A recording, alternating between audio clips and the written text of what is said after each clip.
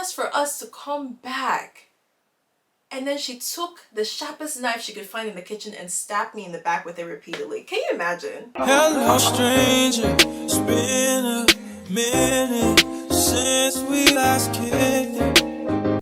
Hi guys, welcome and welcome back to my YouTube channel. If you're new here, my name is Lucia, and today I will be telling you part 4 and the last part of how my ex-best friend believed I paid a married man to date me. So to recap, in part 3, I told you guys about how I moved out successfully from the house I shared with Homie Hopper and Spy, and then in this final part, I will be telling you guys about how Pygmy's friend Lawyer swiped up on my Instagram, said some crazy things, mentioned the lawyer in there, and sharing those messages with you, and also sharing some new things that I learned that Pygmy was saying about me. So after I made the decision that I wanted to do a story time on my channel about this whole situation, I started promoting it on Instagram. And Pygmy's friend Lawyer swiped up on, you know, the little, I think I posted like a thumbnail or something. So he swipes up and he's like, oh wow, like I can't wait to hear your side of things. Like I'm so intrigued and interested to hear your side of things. And I was honestly kind of surprised because I had heard some things that he had said about like me in the past.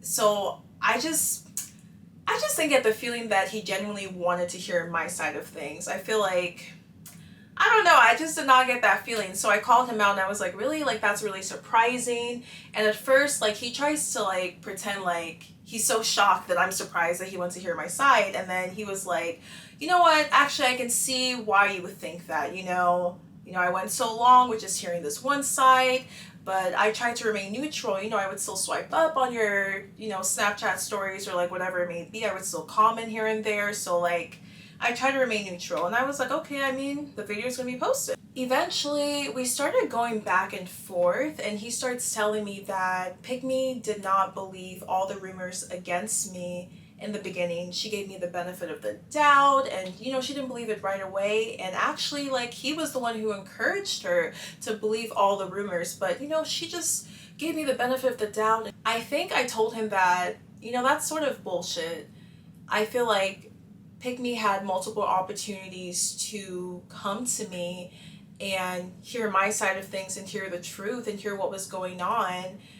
But the fact that she kept going back in those rooms with people who were talking shit about me and people who are also supposed to be my friends and never giving me a heads up, like I don't consider that the benefit of the doubt. Maybe I just have a different definition of benefit of the doubt, but the benefit of the doubt to me is if you claim that you don't believe something against me, rumors against me 100%, wouldn't it make sense for you to come to me as your friend and get my side of things, get the truth, get what's going on? Why would you believe people you claim had inside jokes about you 100%, but you know, behind the scenes, you're giving me the benefit of the doubt, but you're still allowing me to look stupid and believe that these people are still my friends? You know, you're still allowing that to happen. You're still going back to the same rooms and having these people talk shit about me. You're seeing them smile in my face, but you're giving me the benefit of the doubt. It doesn't make sense. And for me, it's like the moment that she learned homeboy is married, I feel like as my friend, you're coming and telling me,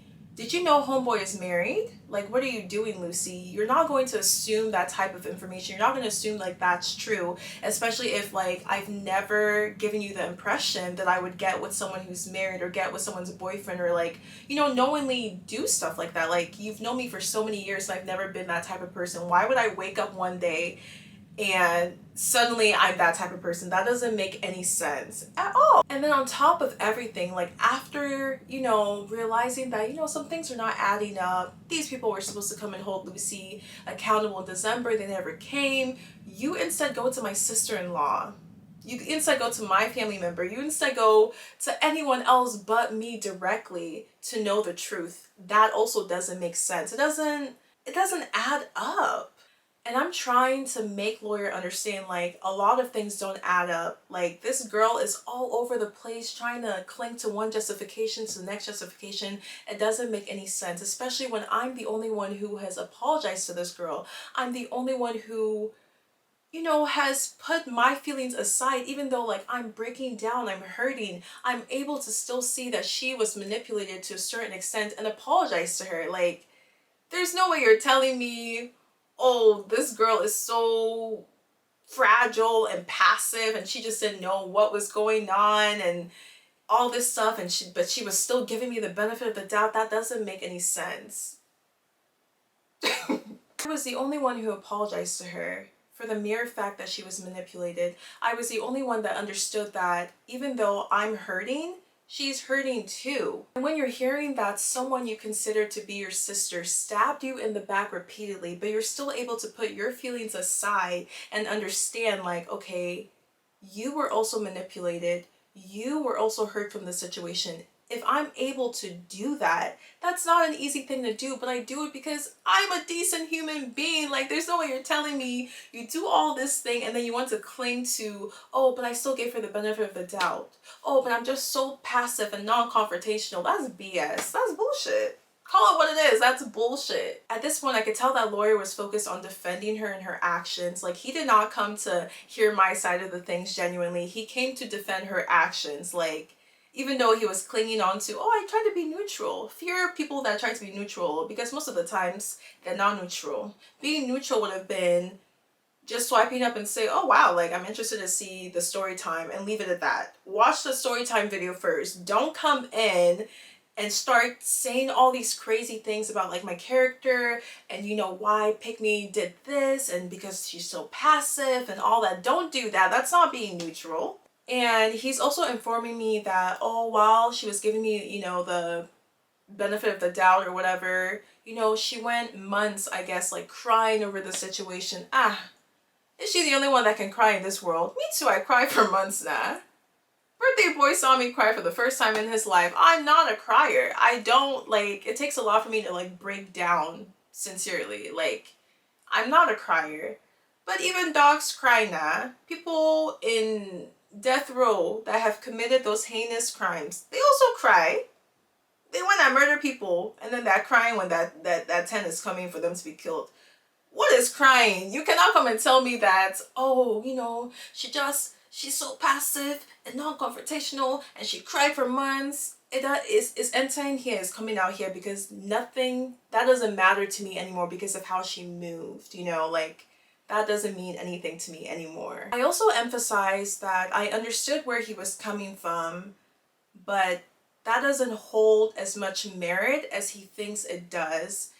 If you're telling me that, oh, this girl is so passive and non-confrontational, she wasn't passive when she was getting in rooms with people who were talking shit about me, right? She wasn't passive when she went to you the moment she started hearing crazy rumors about me in November, December, whatever it may be. She wasn't passive then. She wasn't passive when, you know, we had our conversation and she was rolling her eyes and called my feelings dumb and cut me off. She wasn't passive when she went to my sister-in-law and started repeating the same shit that she's claiming doesn't add up, it doesn't make sense. She wasn't passive then. She wasn't passive in the call that I had with her when she would hear me break down crying and asking her, how could you do this to me? And her only response was, oh, because you didn't talk to me for a few days. She wasn't passive then. But it's only now, when she has to take accountability for her actions, that she's passive. Oh, okay. Okay. And I emphasized to lawyer that she's clinging to being passive because she wants to remain the victim. It fits her narrative that, you know, she's this fragile person and she's the victim, and she's clinging to that because she knows like he's gonna eat it up, to be honest with you. I mean, the guy had a crush, the girl is a babe, but like, at some point, my dude, open your eyes, Open your eyes. There's fine babes everywhere. Open your eyes. I will say that one thing I'm glad that he confirmed during like our back and forth is the timeline, because he told me like, oh, she started hearing about all these rumors and stuff like that in like November or December, and that's literally the same time that we had come back from Puerto Rico. So I invited this girl on a trip that she had no reason to be on, because I knew it would make her happy just for us to come back. And then she took the sharpest knife she could find in the kitchen and stabbed me in the back with it repeatedly. Can you imagine? Can you actually really imagine? God. You have delivered me already, so it's okay. But can you actually imagine? And then he brings up a really good point. He was like, oh, you and Pick Me were friends for a long time. Do I really believe that she's this terrible person that just had no value for our friendship and just didn't care about my feelings? And the answer is absolutely yes, because this is not the first time that she has had the opportunity to be loyal to me. This is not the first time that she should have had my back and didn't. In the past, do you know the amount of opportunities that I've had where someone has come and was saying something, you know, not so nice about her, talking shit about her? Not only would I defend this girl, I would go to her and I would tell her what happened. I would tell her what they said so she's not out here looking stupid. Like, my thing is, how can you have the answers to an open book test and you still fail? How do you know exactly how to be a good friend? Because I've taught you. I've taught you what's, you know, the non-negotiables for like friendships. Be loyal. Have my back. Make me laugh, make me smile, all that good stuff. But, you know, at the very top, be loyal and have my back. And I've done that for you. And then your own turn comes and it's like you just ripped up the answer sheets. The teacher, you were in the classroom, right? It was an open book test. The teacher said, you know what? I'll be back, guys. I'll be back in an hour. The teacher has left the classroom now, open book test, and you have the answer sheet and you still fail. It's so sad when you really think about it. And I've had this girl's back so many times. When she was literally moving out of her college apartment, she told me that none of her family members was gonna come and pick her up.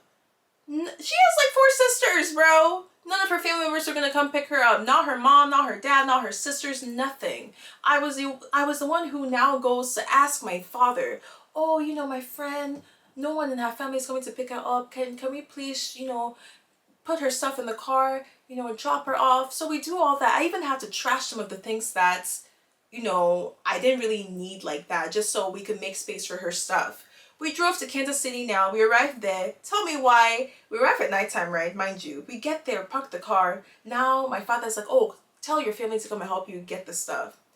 She tells her family, why is this girl now telling us that, oh, they said that they're eating, they're not going to come? My father was so angry. My father was angry. And I look at my father, I'm looking at her, and she's annoyed because what the heck? So she's like telling her sister, bro, like, come and pick me, come and help me gather my stuff inside. Like, what are you talking about? Like, this man has, you know, drove like 3 hours to Kansas City to pack my stuff. You guys didn't even come and get me, all of that stuff. When I was in Texas like that doing my minimum wage job, she calls me crying. I need to pay my phone bill. My family won't help me pay my phone bill. What money was I really making then? I literally remember to this day what I told this girl. I was like, oh, stop crying. I don't like it when my friends cry. Send her money to pay her phone bill. Am I her mother? And there's so many other events that happen. I've had this girl's back so many times. So many times. One chance. Not even one chance, because there was other times too. But you get an opportunity to have my back and you fail, bro. You have just no definition of loyalty, period. Anyways, lawyer told me that he encouraged Pick Me to believe the lies against me because he just felt like they were right initially. He tells me that she apparently, like, you know, fought believing it for so long, but it's like it even pisses me off to hear that you fought believing it for so long behind the scenes, because you had me looking stupid and you knew all of this was happening. And this is not the first situation where something similar like this has happened. Like, when do you actually learn your lesson? Me, I learned my own lesson, no. I gave the homegirl too many chances. So that's my bad, you know? It's my bad for expecting a different outcome when someone has repeatedly showed me they don't value my loyalty or my friendship. So I take accountability for that one. It's my bad. It won't happen again, no. Please, I'll cut you off. Fast, quick. At some point, this man starts mentioning my strengths and how, you know, if I were in Pick Me's shoes, I would have believed it immediately. And honestly, I just want to know where people are buying the audacity from. Was there a clearance sale that I missed when they were selling audacity? Did I miss something along those lines? Because where are people getting the audacity from? What are you talking about? He doesn't even know me. Oh, somebody that started the conversation saying, oh, I'm so interested in knowing your side, to telling me, oh, if you were in her shoes, you probably would have done the same thing immediately. I know myself. I know my friendship with this girl. You just met this girl. You've known her for what, like a year and a half now? And you want to come and say, oh, I would have done the same thing if I was her. You don't know me. Cool, you're talking to this girl 90% of the time, like you said. You talk to her every day. Do you talk to me every day to know what I would have done? Do you know my character? Don't piss me off. Don't piss me off. I tell him not to speak on things that he doesn't know about. I tell him not to speak on my character because he doesn't know me. He doesn't know what I would have done. He doesn't know what I have already done in our friendship. He starts being very sarcastic. He starts telling me, oh, I'm better than her. I would have handled the situation better. I remember telling him, like, I never claimed to be better than her. I never said that. Those words did not come out of my mouth. If you want to put them out there, that's your business. Me having morals and being a decent person somehow equates to me thinking I'm better than her. That's sad. Again, that's sad. And the funny thing is, like, no one forced this guy to come and be having this conversation with me back and forth, though. Like, you could have just kept quiet and watched the video. And that should have been it. You know, like a regular person. But no, you didn't. I think I told him how there's been a plethora of examples. And then he mentions how Pick Me has given him a plethora of examples that my actions were like inexcusable or whatever. And I'm just, when he said that, I'm thinking, is this the same girl that was upset that I didn't go and get boba with that? I'm sorry that I didn't read your mind. You know, a regular person would just be like, oh, Lucy, do you want to get boba? And I like boba, so I'm gonna go get boba. Homegirl was waiting for me to read her mind or something. Like, are you 2 years old? Come on, bro. Even my 2-year-old niece asks me when she wants something. You want fruits? I give her fruits. You want drink? I give her a drink. You, 20-something-year-olds, you want me to read your mind that you want to go and get boba, and then you're mad at me for not reading your mind. Are you foolish? Are you actually... It's okay. He also mentioned how I'm trying to play God. And that's the one that really left me discombobulated. You know, it left me feeling some type of way because, wow, homegirl must have done a number on you for you to actually be able to say a statement like that I'm trying to play God. The only thing I can say about that situation is that may God forgive you for that simple phrase like that. May God just forgive you, because why would you say something like that? Talking about some, oh, I'm trying to play God now that I'm in the right and blah, blah, blah. Like, but anyways, he tells me that, you know what, tea is tea, and he's still gonna watch my video. And he mentions how he probably won't have time during the week to, you know, watch my video and come up with the inconsistencies and, you know, the stuff that doesn't make any sense and all that stuff. So he's telling me, like, he's not going to have time to go back and tell me everything that I said that was wrong in the video. I emphasized to him that, you know what, whatever homegirl is telling you, cool, whatever. But every time that this girl has come to me and told me, like, Lucy, you hurt my feelings, I've always apologized to her and worked on making sure that that mistake I made to hurt her feelings did not happen again, because that's what you do as a friend and a decent human being. So whatever she's now coming and telling you, that's her own business. Whatever she didn't bring to me, I'm not a mind reader, bro. If you don't come and tell me I did something and, you know, I hurt your feelings, I'm not gonna know about it, because guess what? Again, I'm not a mind reader. Thank you. I also told him, like, apologies are free. Taking accountability is free. I'm not playing God. I just know my worth, and I know the type of friend that I deserve, and I don't deserve someone who is going to jump from one excuse to the next excuse to victimize themselves and justify why they stabbed me in the back. And he told me that pretty much the reason that she did not apologize to me and want to take accountability is because, you know, she jumped from, I guess, giving me, or she jumped from believing it to giving me the benefit of the doubt to semi-believing it to not, I don't know, whatever she told him. She jumped from all of that, right? So she didn't take accountability or apologize to me because she just wanted to move on from the situation and, like, you know, wash her hands clean and, you know, just move on. I'm like, how convenient. You stab your friend in the back, of course you don't want to deal with the situation anymore. When you're not the victim, of course you don't want to deal with this situation anymore. He also told me, like, oh, it sounds like you just wanted her to apologize. Duh.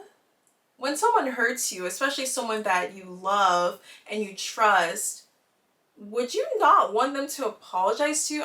Is that like a foreign concept? Like, am I wrong for wanting an apology? She's not obligated to apologize to me, but like, is it not human nature to want someone who hurt you to take accountability and apologize? It kept getting worse. He then states that I lack emotional intelligence.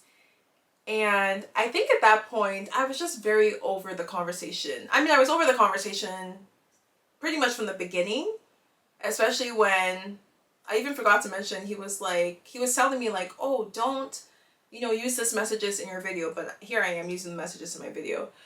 But yeah, after he told me like I lacked emotional intelligence, I peaced out. I don't think there's anything he could have said after that that would have like made things better, make things okay.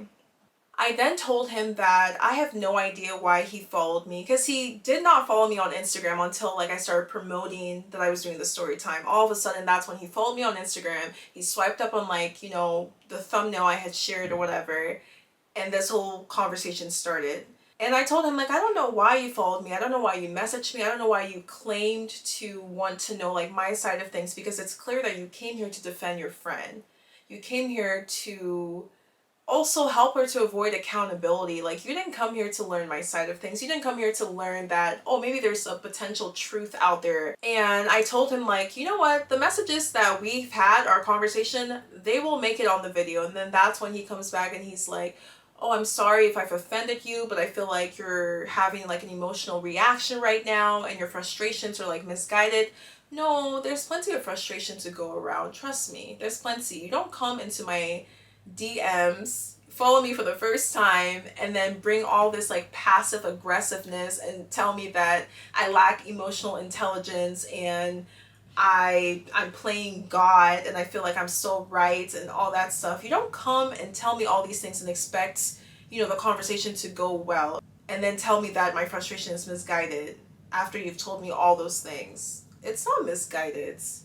It's not misguided. Since you have emotional intelligence, you should have known that this conversation would have gone this way. Like, he then mentions how he's called his lawyer immediately and he has every right to sue me, and I should be, careful with the actions that I take because the repercussions could be detrimental because I'm having an emotional reaction, basically. He then tells me that for my sake, I shouldn't include the messages in the video. He tells me that I should be careful mentioning anything that can link back to him, and anything that would make people know that it's him and all that stuff. And then he also advised me to like summarize like our messages, our conversations, and to give him a nickname.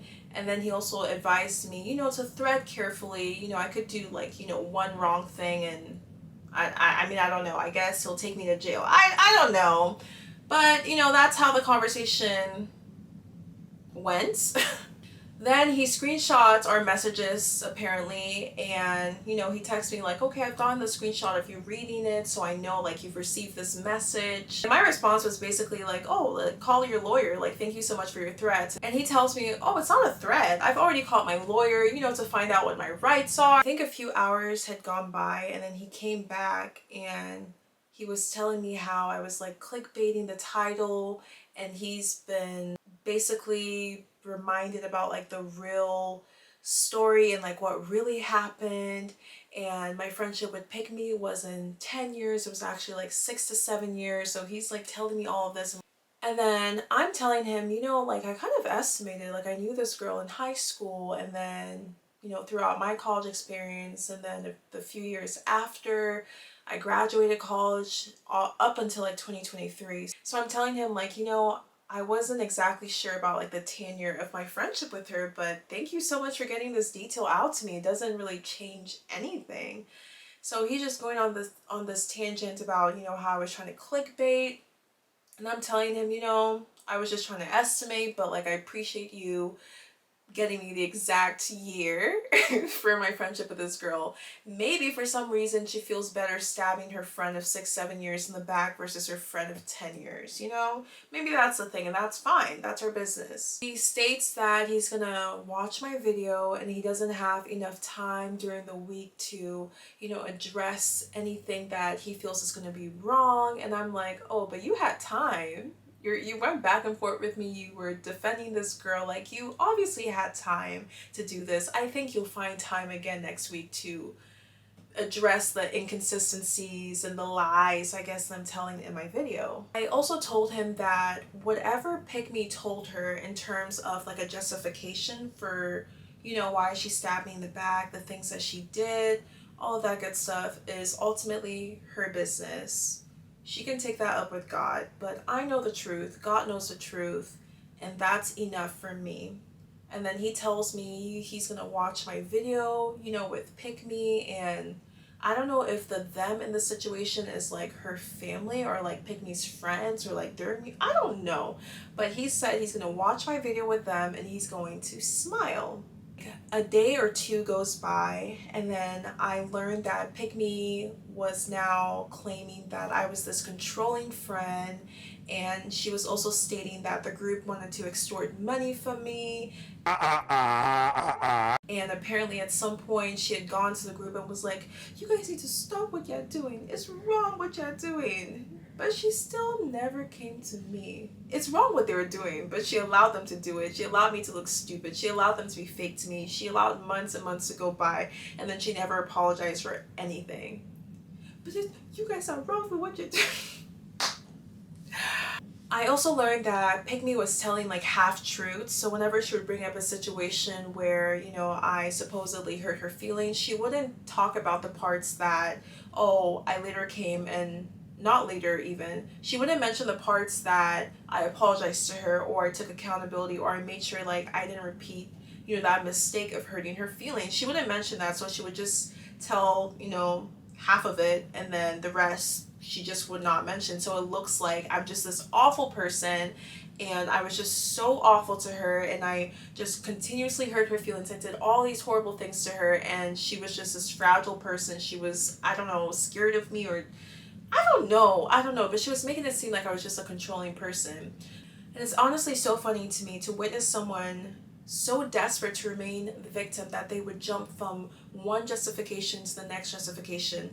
When I had the phone call conversation with her and my sister-in-law, in that phone call, I asked her, why did you do all of these things to me? She told me, oh, it's because I didn't talk to her for a few days. But now she's telling, you know, lawyer and whoever else that, oh, Lucy was so controlling, and she's bringing up situations and telling like half of the story, and she's not talking about the parts where Lucy apologized. She's not talking about the parts that Lucy took accountability. She's not talking about the parts that Lucy was actually a genuine friend. She's literally telling the half truth to remain the victim, and that's really, really pathetic. Like, why are you so desperate to be the victim? And why are you jumping from one justification to the next? At least stick to one and stick with it forever. Or did you realize how ridiculous the first one was? You were like, that one's not gonna work, I need to find something else. Like, what? It's no longer, oh, it's because Lucy didn't talk to me for a few days. Now it's because Lucy was a controlling friend.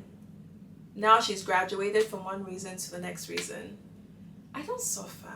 Around this time, Birthday Boy and Lawyer, you know, they were talking because Lawyer had gone to Birthday Boy, I guess, to, I don't know what he expected going towards Birthday Boy to talk about, but he went to Birthday Boy, and Birthday Boy was like, you need to slow down, like, actually think about this, actually use your brain. Let's really break this down because there's so many inconsistencies from Pick Me's side. Like, you need to actually think. And I guess like him and someone else, they talked some sense into him, and then he reached out to me and he was asking me, oh, like, do I have time to talk, because he wants to talk and like apologize to me for how he came at me and the things that he said to me. And I was like, no, I don't want to talk to you. I don't have anything to say. I don't care for an apology. Like, you don't get to have an opportunity to to just wait a minute, watch the video first before you come with all your assumptions and you come telling me the type of person I am, the type of character that I have, and all these things, and then tell me you're gonna get a lawyer and tell me like I lack emotional intelligence, and then you want to circle back and tell me you want to apologize to me. Access is revoked. Like, no, you don't get to do that. But during his apology, he pretty much said that he was wrong for saying some of the things that he did. He had basically been fed a lot of lies from Pick Me for about a year. So, you know, at some point, like, you start believing that all those things are true, and you start believing that that is the truth of the situation, which I completely agree with him on. If someone is repeatedly coming to you and telling you one thing, you know, one thing, and you don't even know the other person, right? Because he doesn't know me. He has been talking to Pick Me almost every single day since the Puerto Rico trip, and he had a crush on Pick Me too. So it's like that bias also plays a role in, you know, him believing all that stuff. And he was the one who had initially told Pick Me like, oh, it's probably true. Like, yeah, it's probably true.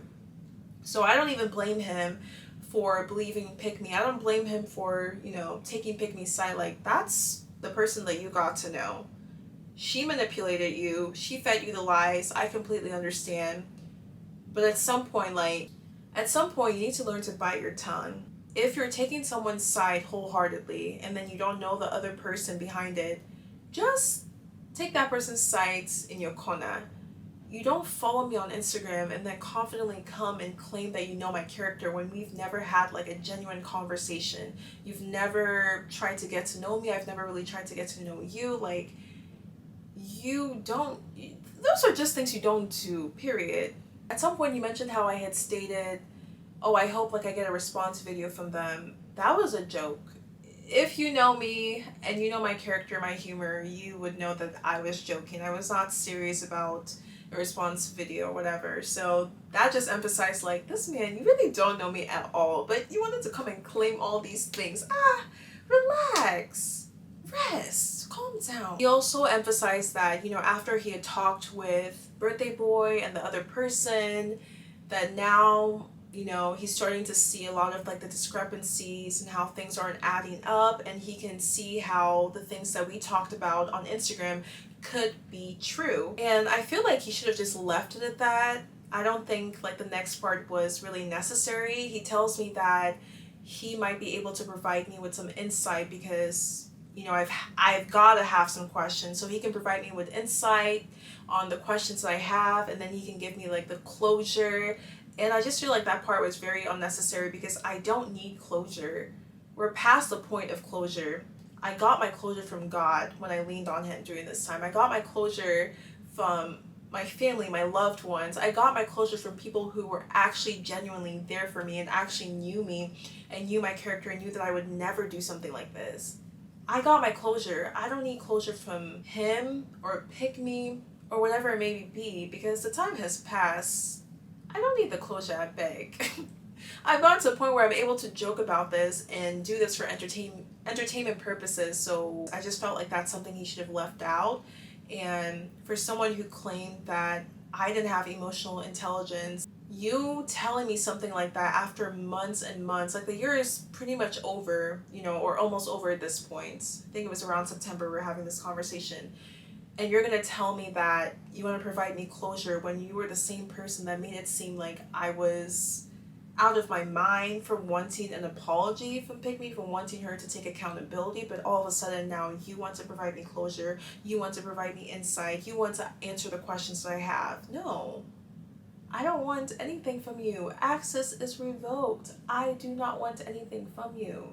Thank you for the apology, but that's it. To go and stick to watching my video and smiling with her. What happened to that energy?